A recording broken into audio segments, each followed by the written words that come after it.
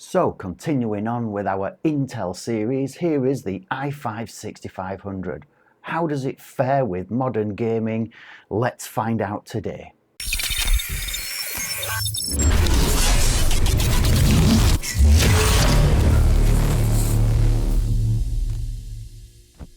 Hey there fellow gamers, and welcome back to Nelly's Nerd Cave, where we dive deep into the world of gaming and tech. And today we're putting the spotlight on the classic CPU, the i5-6500, and we're teaming it up with three different GPUs, the 970, the GTX1650 and the RTX3060. Now, before we jump into the gaming benchmarks, let's take a closer look at our contenders today. First of all, the GTX970. This one is the MSI Gaming 4G and has 4GB of GDDR5 and a clock speed of 1279. The 970 is a veteran of its time and holds its own in some of the most modern gaming titles that I've seen. Next up is the GTX1650. Known for its budget-friendly price tag and respectable performance, this particular one is from Palette and is the Gaming Pro OC version. With its 4GB of GDDR6, it has a maximum clock speed of 1410, and the 1650 is still sold today as part of 12th generation gaming machines. And finally, we have the RTX3060, which boasts cutting-edge features, unmatched graphic prowess, and this one is the MSI one. This one is the Ventus 2X and comes with a whopping 12GB of GDDR6 with a maximum clock speed of 1807. So now let's talk about the powerhouse of the CPU that we're using. Today is the i5-6500 with its quad-core architecture and impressive clock speeds of 3.2 GHz. This particular CPU has been a staple in gaming rigs for many years. And to partner with this, for this particular setup, I'll be using this motherboard. This is the Asus H110M-A motherboard with its H110 chipset. This makes it a very simple yet effective motherboard. I'll also be using two Corsair Vengeance DDR4 sticks with 8GB on each, giving us a grand total of 16GB of RAM within this one, with each stick running at 3200 MHz. Let's not forget about keeping this particular CPU cool under pressure. We've enlisted the help of the Thermalright Assassin King 120 SE air cooler, boasting 5 heat pipes for a maximum cooling efficiency.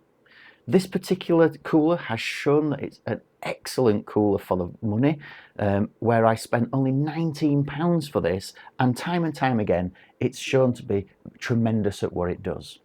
For the storage, I'll be using the Kioxia Xperia 480GB SSD, which is shown to be a formidable drive for my needs. And the final thing to test all these games on is the monitor. And this one behind me is the MSI G271. It's a 145Hz gaming monitor and is only 1080p. I chose this as the Steam hardware survey shows that most of you out there are still using 1080p as your gaming resolution. Now, with that, and we've got all these things all sorted and the parts are all here, let's dive directly into the build.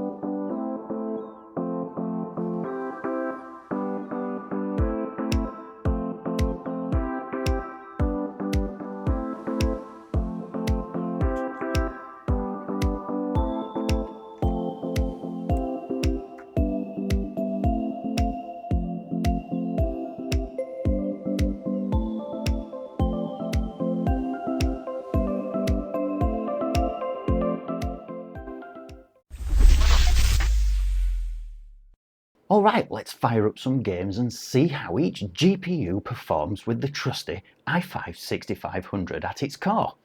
First of all, we'll be testing my usual array of synthetic and real gaming, so using 3D Mark Time Spy and my all-time favourite game, Doom Eternal, so that we can get a comprehensive understanding of their gaming performance under different loads. First up, we have Doom Eternal running on the GTX970. As you can see, the performance is solid with really smooth frame rates of between 41 and 58 frames per second. It also gives us some crisp visuals. In 3D Mark Time Spy, we can see that it has a frame rate of between 20 and 26 frames per second, which is very good for a 10-year-old card. This also gave us a final score with this particular card of 3479, which is only 50 points less than the average of 3537. Next, we'll switch over to the GTX1650 and see how it handles this particular game.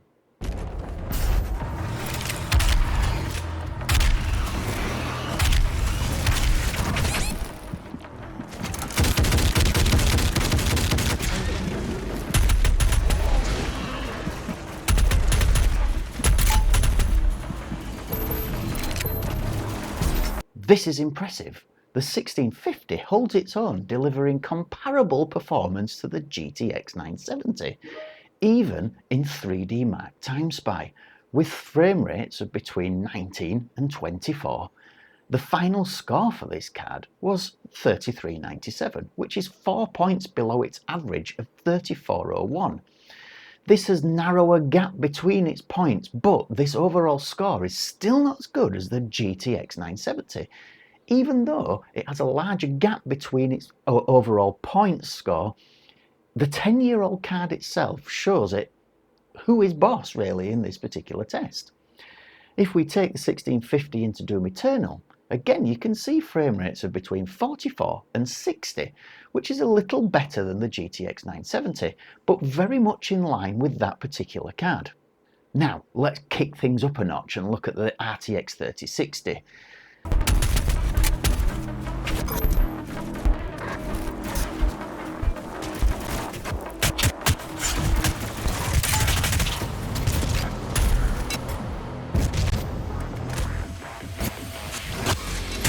Wow, just look at that, the RTX 3060 truly shines, offering a significant boost in performance and visual fidelity.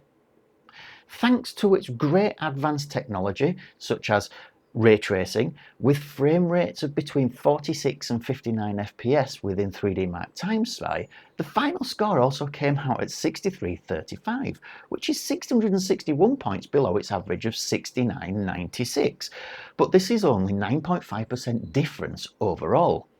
After hours of rigorous testing, it's clear that each GPU offers its own unique strengths. The GTX 970 remains a reliable choice for budget-conscious gamers, providing respectable performance across a wide range of titles. The GTX 1650 surprises with its solid performance, making it really an excellent option for entry-level gaming rigs.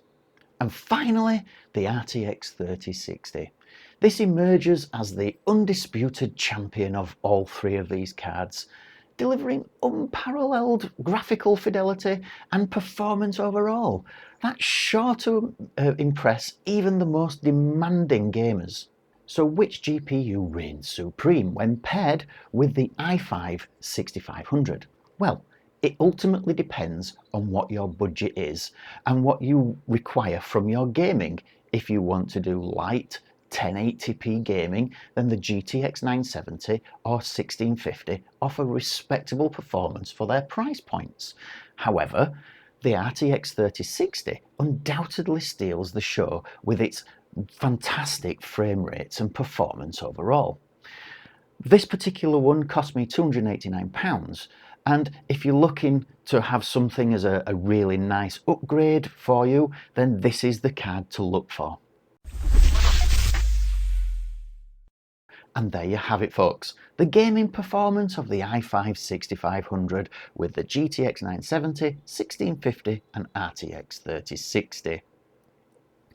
Which GPU would you choose for your gaming rigs? Let me know in the comments below.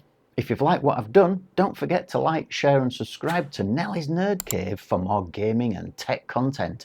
And until next time, see you later.